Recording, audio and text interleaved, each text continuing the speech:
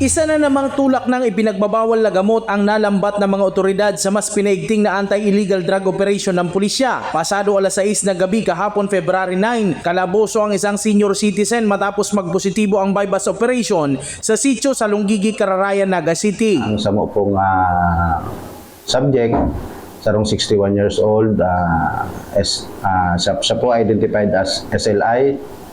So during operation, kuanan po siya ng pinaghihinala ang shabu. And iningani po sa pagrekisa, nakuan pa siya ng bali 7 gabos so bypass items.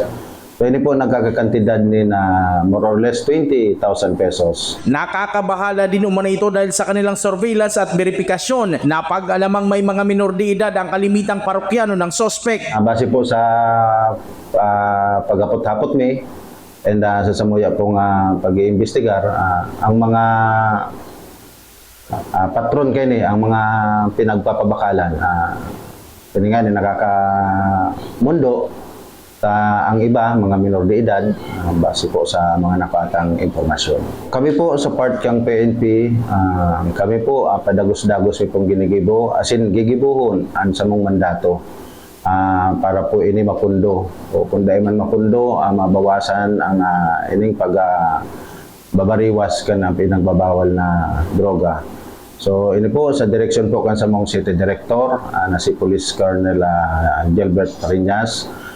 Kami po pinag-guide niya halos daily kami niya pinag-guide dahil nga pong operasyon na ini maging matrayong po kasi padagos na pong mahali ini yung droga sa satuyang banwaan. Malaking responsibilidad din umano ng mga magulang sa kanilang mga anak upang matulungan ang mga otoridad na umiwas ang kabataan sa iligal na droga. Jan Amador, CSN.